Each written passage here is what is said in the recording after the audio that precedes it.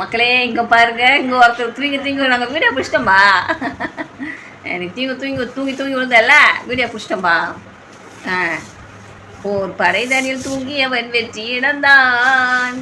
பரவாயில்ல, நீ வீட்டில் தான் தூங்கியிருக்கிற, வேற எங்கேயும் தூங்கலை.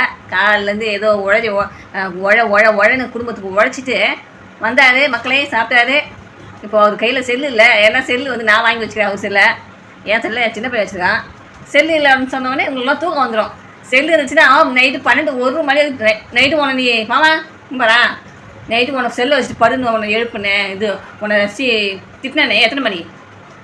1 மணி. அப்போ இப்போ மணி 8:30க்கெலாம் தூங்கி விடுறேன். மக்களே நைட்டு 1 மணி மேலே அவர் வச்சு செல்லு வச்சுன்னு பார்த்துனுக்குறாரு. அப்படியே பார்த்து தூங்கிட்டியா? நீ தூங்கலாமாம்மா, முடிச்சுன்னு தான் பார்த்துனுக்குறேன். தடங்களுக்கு வருந்துக்கிறோம். வேறு வீடாக இருந்துக்கிறேன். தூங்குறதுனா இப்போயே படுத்து தூங்கிடணும். அதுக்கப்புறம் செல்லுக்குள்ளே எடுக்கக்கூடாது. நாங்கள் எல்லாம் படுத்தோன்னா செல்லை எடுத்து வச்சு நைஸாக பார்த்துக்கிறது கிடையாது. சரியா? நான் பள்ளியில் படிக்கும் ஒரு காமெடி நிகழ்ச்சி நடந்தது சொல்லட்டா மக்கள்? சொல்லட்டா மட்டும் பார்க்கணும். அதான் வீணாக போனதெல்லாம் பார்த்துட்டு நம்ம கண்ணு சீக்கிரம் வீணாக போயிடும். உன் கண்ணுக்கிற இடமே தெரியல. ஹேர் கட்டிங் பண்ணோடனே மாமா அழகாகிறாரு அப்படின்னு சொல்லிட்டு ஒருத்தவங்க கமெண்ட்ஸ் பண்ணியிருந்தாங்க. பொம்பளைன்னு நினச்சிக்காத, உடனே ஆஹா நம்ம பெண் யாரோ பார்த்துட்டு பெருமையாக சொல்லிட்டான்னு நினச்சிக்காத, போட்டது ஒரு ஆண் தான். சரியா? ஹேர் கட்டிங் போனவொடனே அழகாக இருக்கிறாரு உங்கள் மாமா அப்படின்னு சொன்னாங்க. சரியா? சரி, ஓகே. அதே நினச்சிட்டு அப்படியே பட்டாமச்சி பறந்துட போதும் மனசில். என்ன இது காமெடி சொல்கிறேன்னு சொன்னால என்ன தெரியுமா? சின்ன வயசில் நாங்கள் கோகா விளையாட்டே இருந்தோம். ஸ்கூலில் தான் கோகா விளையாட்டே இருந்தோம். கோகா விளையாட்டு ரொம்ப டயர்டாகிடுச்சு. ரொம்ப நேரம் விளையாடணுமா, ரொம்ப டயர்டாகிடுச்சு. பக்கத்துலேயே ஆறு ஓடும். ஆறு பக்கத்தில் வந்து ஒரு மரம் இருக்கும். இலை வந்து பூரசம் இலை மாதிரி இருக்கும். ஆனால் குட்டி குட்டியாக இருக்கும் இலை. ஆனால் பூரசம் இலை மாடலில் இருக்கும். அந்த மரம் அப்படியே தழைச்சிக்கின்னு அழகாக இருந்துச்சு.